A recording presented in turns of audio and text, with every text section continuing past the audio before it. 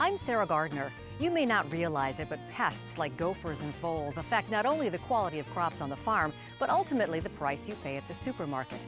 We'll take you to Northern California for a unique program that puts barn owls on patrol to trim the pest population. These days, there's more focus on the kinds of chemicals used to protect crops from insects and animals like gophers and voles. Well, here in Northern California, some researchers say there's a non-chemical option that may provide some valuable ammunition in that fight. Some might call it an old-world solution to a problem that impacts farms, orchards, and vineyards all across the heartland, using natural predators like the North American barn owl to facilitate integrated pest management. A true integrated pest management program, IPM, uses as many methods as possible to control a pest. And so for years, we've been using baits and poisons to kill pocket gophers. And I decided that it was time to get off the pesticide treadmill and try and use something different. This study is being conducted in Northern California vineyards, where rodents, such as gophers and voles, are making tasty treats out of vine roots. In this particular property, we have limited topsoil. We're growing smaller vines, a higher end crop, so we need as much root as we can in the ground. So if a gopher comes by and starts feeding on these roots, that's, it's limiting what that vine can pull up. It's cutting the juices that are going up into that vine, helping it grow. Hey kids, what's going on in there? Animal handler and researcher Mark Browning is part of the barn owl program, seeing how many nocturnal raptors are necessary to eradicate the pests in a particular field. The barn owl can be utilized in almost any crop. They're being utilized in almond orchards, cherry orchards, pistachio, avocado, and that's California crops, including, of course, all the grapes.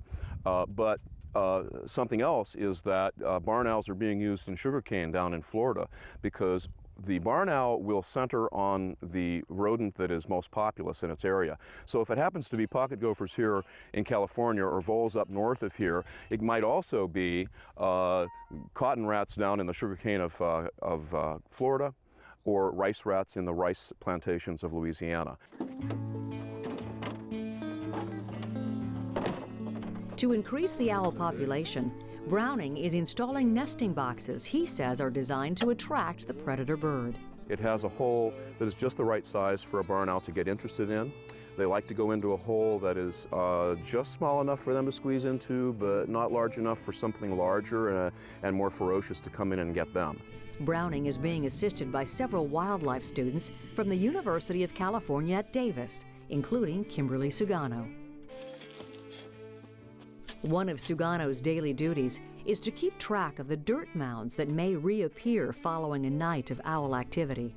What we do is we see mounds and we tamp them down and then come back 2 days later in order to see whether or not there has been any change. And we set up nest boxes in order to see whether or not we could get more barn owls into the study site.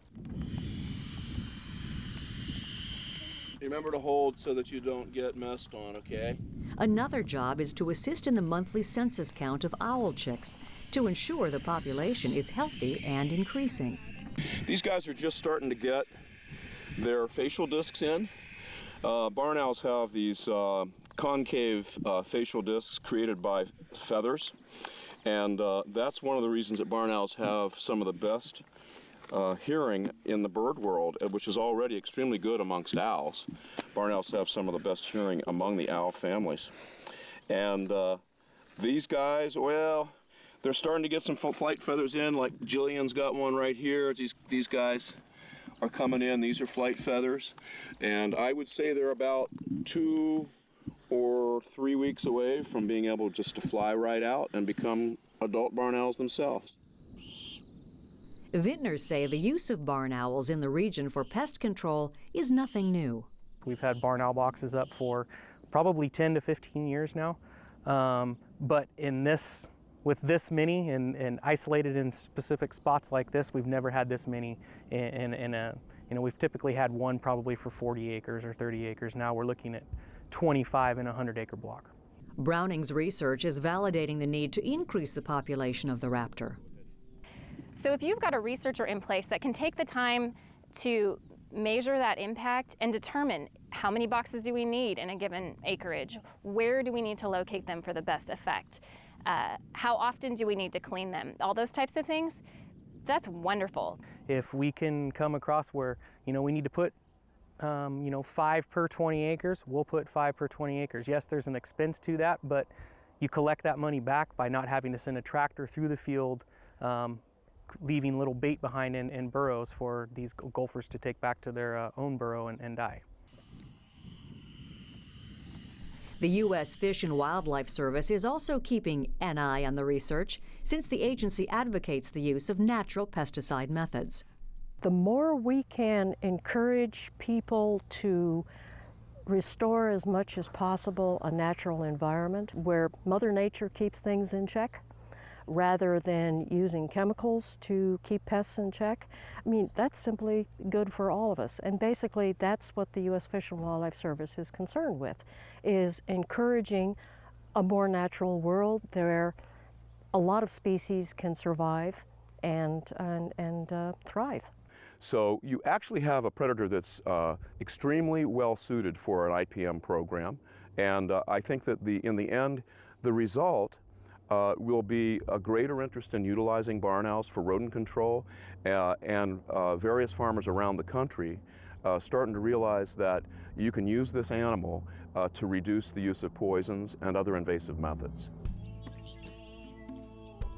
As night begins to fall, the nocturnal owls begin to take flight in search of their prey. Barn owls happen to be extremely well adapted to this job. They are attracted to nest boxes. That means you can attract them to a farm. They don't mind each other's company. So that also means that you can have a lot of them and they're not going to fight. They tolerate human presence and they eat a large number of rodents and have lots of babies. So you actually have a predator that's extremely well suited for an IPM program. And I think that in the end, the result will be a greater interest in utilizing barn owls for rodent control, and various farmers around the country starting to realize that you can use this animal to reduce the use of poisons and other invasive methods.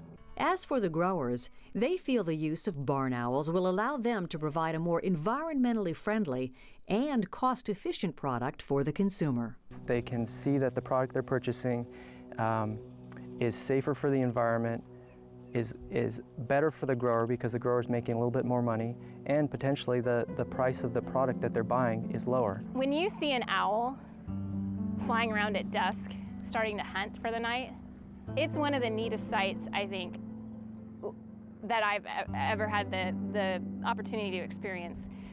Working in these properties, I get to see a lot of wildlife interact with our farming operation, and knowing that the owl's out there taking care of one less thing that I have to worry about is a great thing.